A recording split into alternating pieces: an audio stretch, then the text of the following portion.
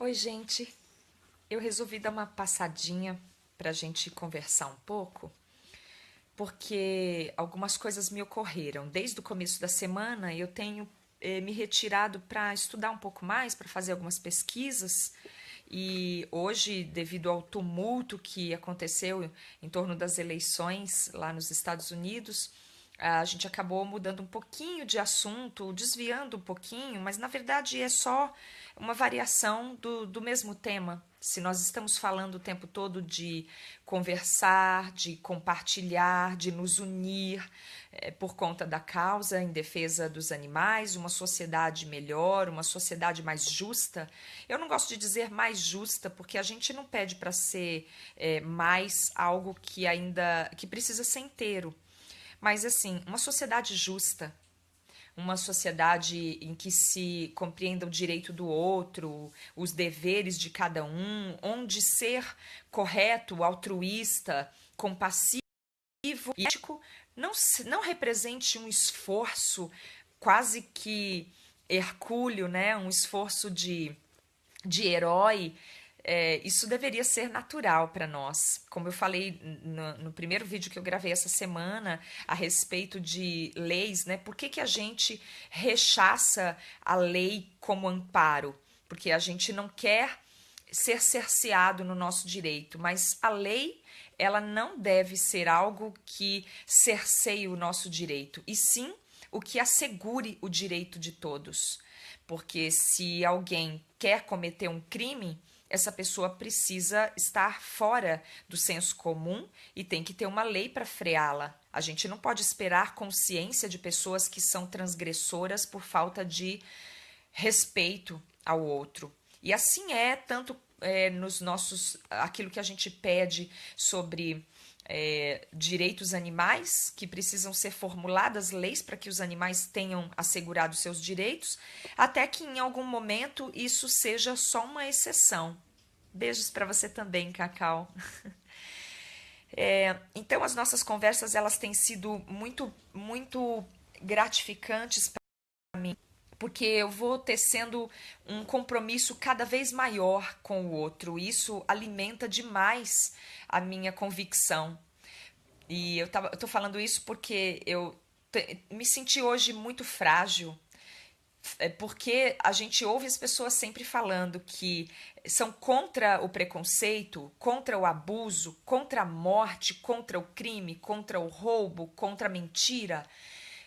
Só que na hora de botar a mão na massa, a gente vê que algumas pessoas simplesmente somem, evaporam, e a gente se sente meio só, porque aí o Donald Trump é eleito, a vaquejada consegue uma porção de burlas, né? Vão burlando a lei, se esgueirando pelos cantos e outras tantas coisas que a gente esperava que fosse diferente. Porque se todo mundo é contra o que é nocivo comumente, né? Um nocivo para o coletivo, como é que pode essas coisas continuarem prevalecendo?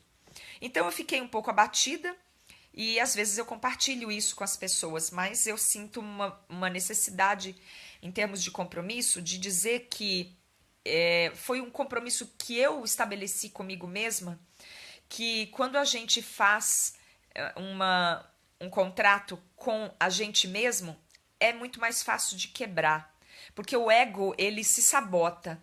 Então, se eu disser que eu vou levantar todos os dias para às 4 da manhã para fazer exercício porque eu quero ficar mais saudável ou mais bonita, o dia que o meu sono for maior do que a minha vontade de ficar saudável ou bonita, eu vou quebrar o compromisso comigo.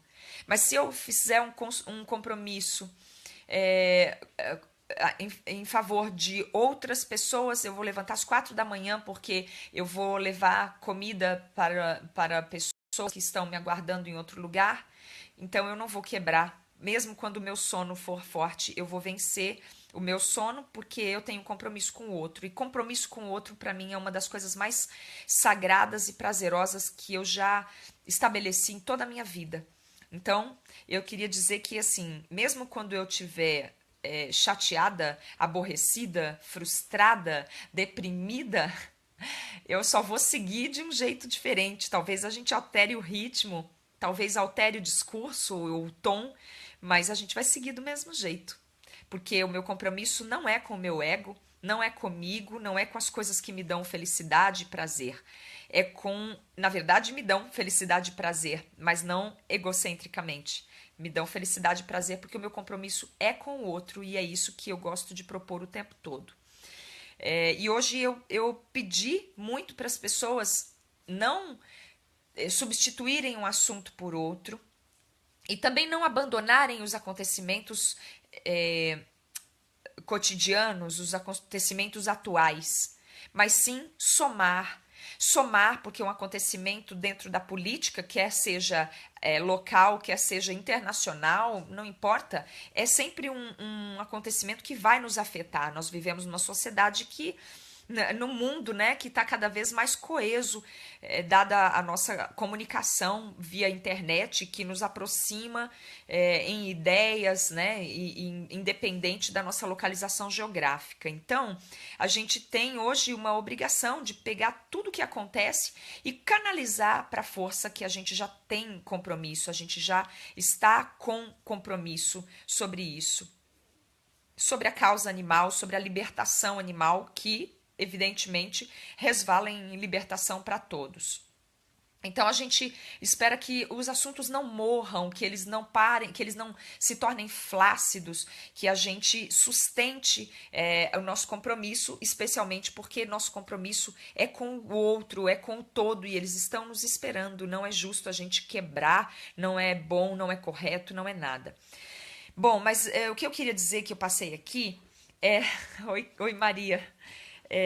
O que eu passei aqui porque eu sempre digo para as pessoas o quanto é sagrado para mim a responsabilidade de quem transmite reflexões, quem convida a pensar, quem acredita de verdade que novas ideias, evoluções mentais, evoluções da sociedade, elas só vão vir através de pensamentos reflexivos, onde a gente pondera, pensa, repensa, pensa no outro. Eu sou uma filósofa amante e amadora. Então, hoje comentando com alguns amigos, eles me perguntaram sobre as referências, o que é que, onde eu me balizo, quais são as fontes em que eu bebo para fortalecer a minha convicção e criar argumentos para a causa, para a defesa da liberdade, da libertação. E eu queria trazer para todo mundo aqui, sai ao contrário, tá? Porque o vídeo inverte, mas é cegueira moral de um filósofo sociólogo que eu gosto muito, que é o Zygmunt Bauman. Ele é polonês e é um cara extraordinário. Ele tem uma série de obras que falam sobre a atualidade e a maneira como nós nos comportamos hoje dentro das comunicações, dentro do jeito de nos comunicar. A comunicação é uma coisa fundamental, né? Porque é através da comunicação que a gente se relaciona, estabelece leis, estabelece ordens, é como a gente se organiza. A comunicação é uma coisa muito importante. E aí hoje eu queria fazer uma coisa diferente nesse momento, que é ler um trecho disso que me afeta de uma forma tão sagrada, de uma forma tão benigna, tão construtiva, e compartilhar com quem está interessado mesmo em ampliar a sua força e convicção através de argumentos sólidos e de embasamentos científicos e filosóficos. E eu dedico essa leitura a uma pessoa que me tocou profundamente hoje, profundamente, uma parceira da resistência, Suelen, para você. Ela vai saber por quê, eu não vou conseguir descrever, até para eu não me emocionar demais, e eu quero que a gente fique um pouco isento de vez em quando para conseguir se comunicar de uma forma bem eloquente. Mas essa pessoa merece todo o meu respeito e todo o meu carinho, e é dedicada a ela que eu vou ler um pouquinho e falar um pouquinho sobre essa questão das fontes onde a gente deve beber para não sair por aí como um catavento espargindo poeira. O mal não está... Eu vou tirar o óculos porque o meu óculos é para longe, não é para perto. O mal não está restrito às guerras ou às circunstâncias nas quais atuamos sob condições de coerção extrema. Hoje, ele se revela com frequência na insensibilidade diária diante do sofrimento do outro, na incapacidade ou recusa de compreendê-lo e no desejo de controlar a privacidade alheia. Esse trecho, por si só, já é material para a gente refletir bastante, porque a gente às vezes tem uma sensação de que o mal é algo muito fácil de se detectar. Às vezes a gente acha que o que é maligno para o coletivo, ele vai vir, e eu insisto nessa metáfora, como nos heróis de HQ, falando, ele vai vir com cara de vilão, com jeito de vilão, com cheiro de vilão. E não é assim, não. O que é maligno está muito misturado, né? Não dá para colocar bem e mal assim um contra o outro. Hoje o grande mal é a indiferença, é essa cegueira moral, essa cegueira para o outro. E esse filósofo, esse sociólogo, o Zygmunt Bauman, ele fala disso com muita propriedade. E ele é incrível porque ele está com 90 anos e ele fala numa linguagem muito atual. Ele desperta a gente falando de Facebook, falando de YouTube, enfim, das redes sociais, que é a nossa forma mais comum hoje de comunicação, tanto que a gente está aqui. Ela precisa ser usada para o bem também. Em nossos dias, a maldade e a miopia ética se ocultam naquilo que consideramos comum e banal na vida cotidiana. A violência e os desastres se tornaram tão constantes e são de tal modo naturalizados que estamos calejados de tanta desumanidade. E agora eu vou ler um outro trecho que ele fala uma coisa fabulosa também.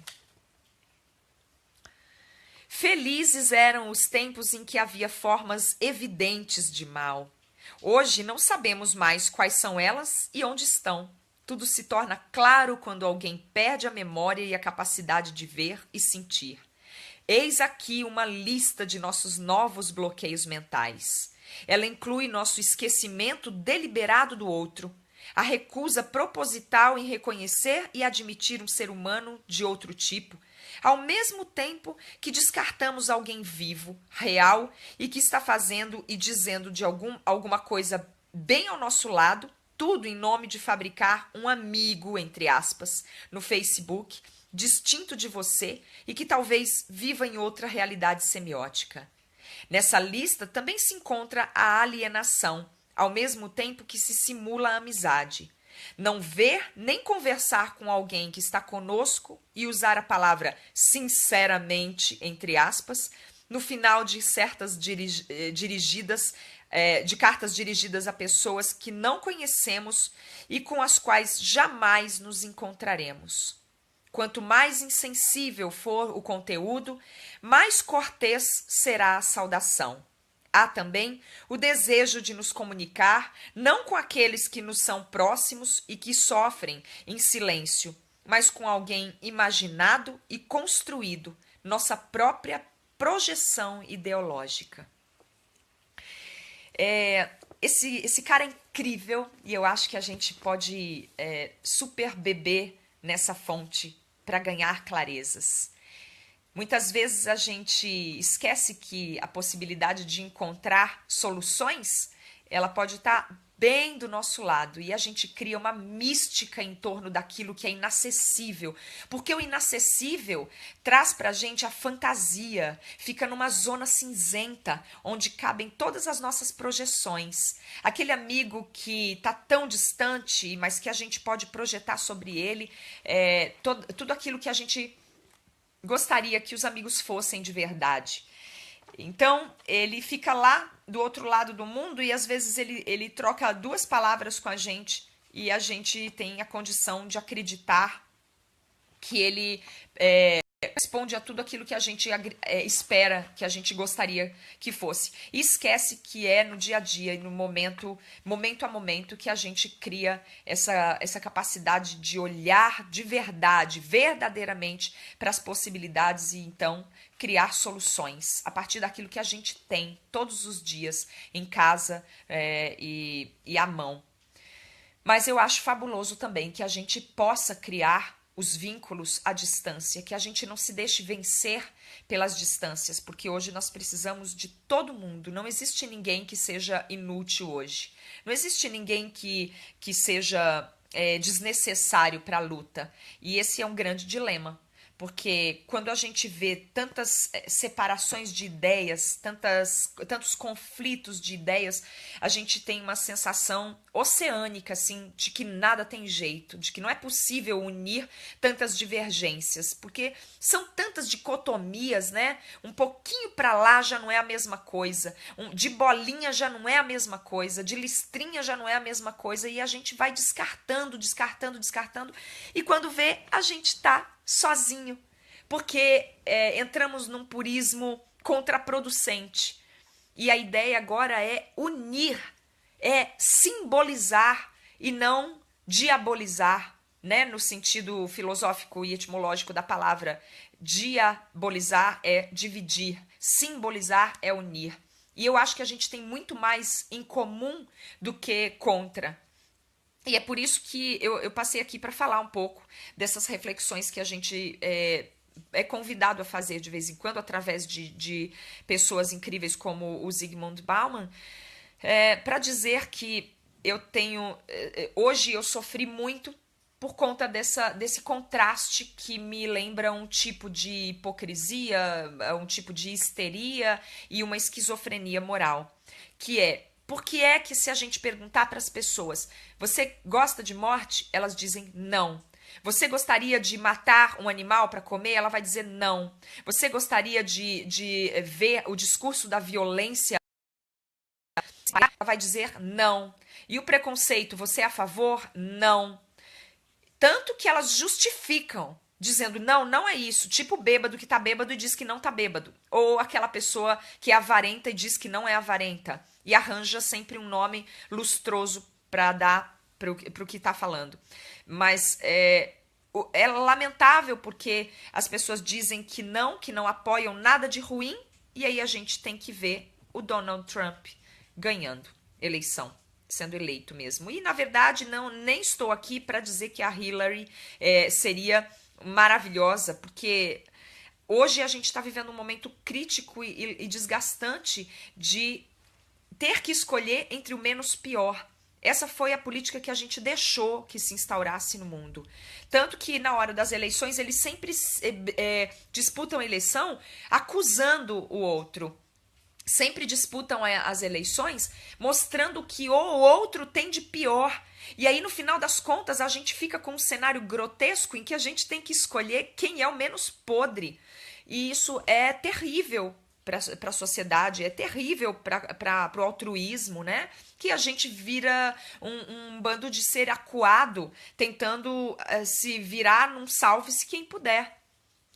Então, não é interessante que a gente permita que essa política se construa. E é importante que a gente ressalte o tempo todo o que é que a gente realmente deseja. E o máximo que a gente puder, ser coerente com esse desejo.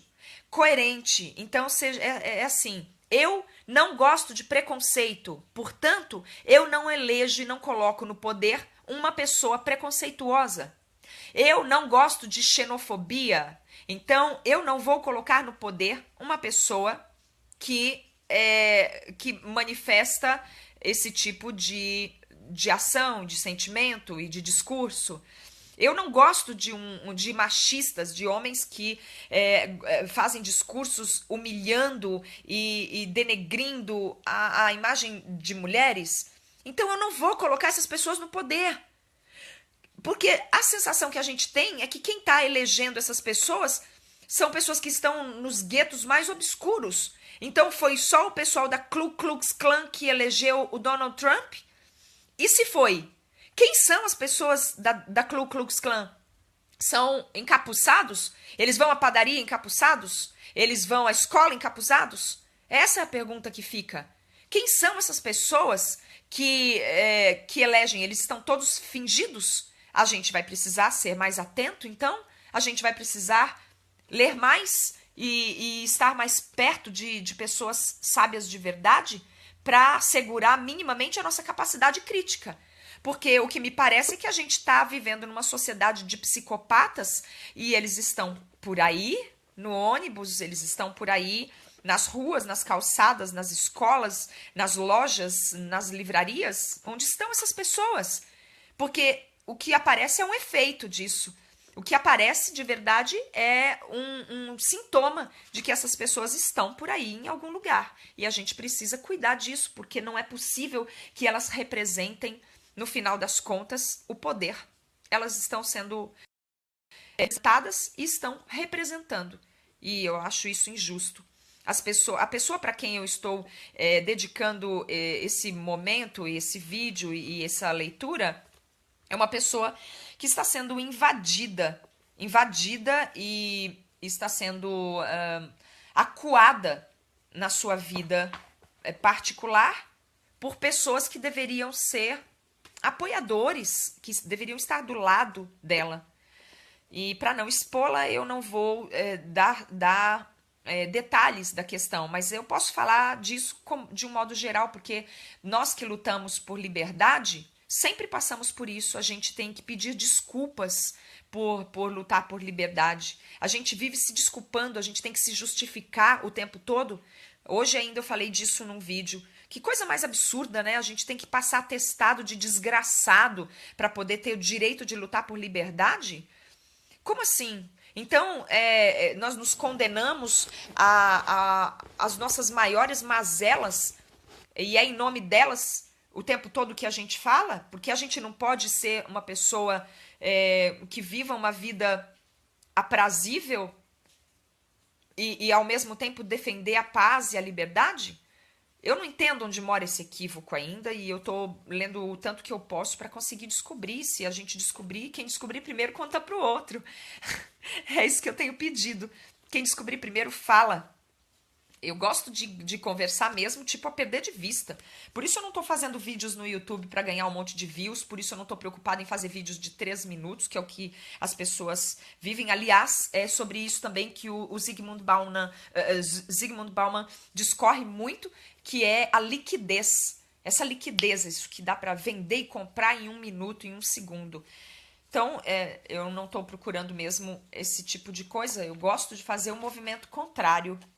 Porque já que a gente já fez na contramão, então o que mais nos custa, né? Dividir isso é mais importante para nós. Descobrir onde estão as fontes, onde a gente pode beber para ter alguma clareza e conseguir lutar com alguma dignidade, porque o que a gente está sentindo é que às vezes parece que nós somos meia dúzia.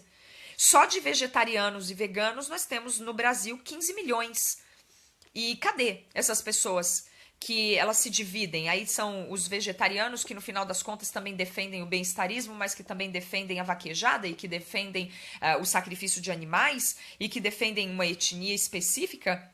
Não, a gente precisa entender que existe racismo no Brasil e vamos parar de fingir que não existe. Vamos parar de fingir que tá tudo bem. Tá tudo bem para quem? Quem sofre é que pode falar. A gente precisa admitir que as coisas existam, não no sentido de aprovar, mas admitir que temos um problema para poder correr atrás da correção. E aí sanar esse problema e quem sabe evoluir. A nossa meta é evoluir de alguma maneira, evoluir os nossos pensamentos, superar o que a gente tem de pior. Então, é isso, ficar ligado em quem pode nos dar alguma orientação.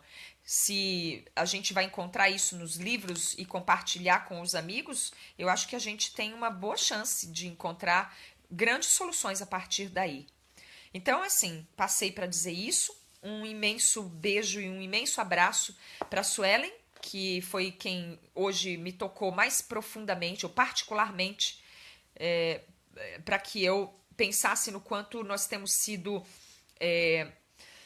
invadidos completamente invadidos na nossa proposta de um mundo melhor e constrangidos a ponto de muitas vezes a gente colocar em questão se a gente realmente tá certo ou não, porque, nossa, a gente é tão massacrado, assim, tão provocado, desmoralizado. Eu fiz alguns vídeos falando sobre essa questão política e o posicionamento de de alguns candidatos, né?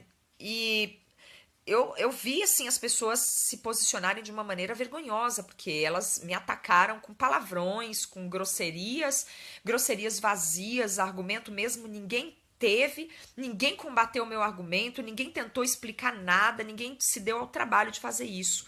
É só xingamento vazio e gratuito.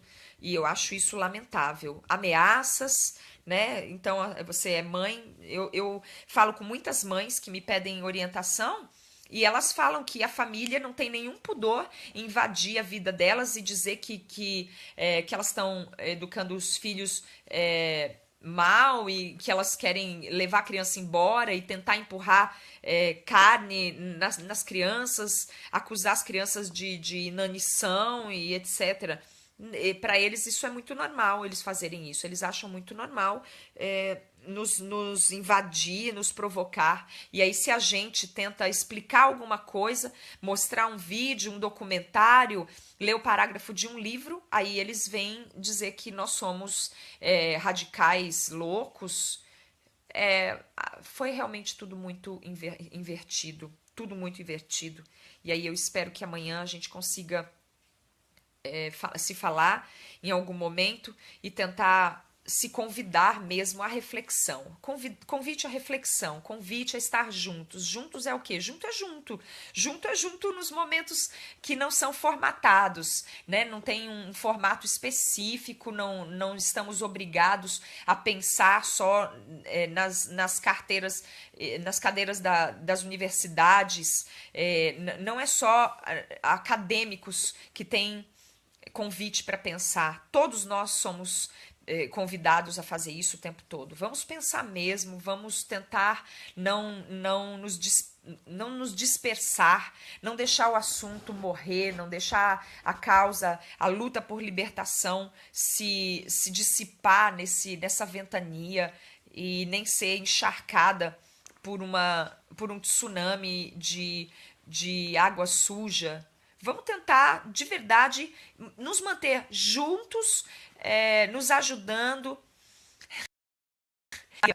Eu sempre fico muito feliz quando eu ouço alguém me fazer algum elogio, só porque eu tenho a sensação de que eu estou conseguindo chegar perto dessas pessoas.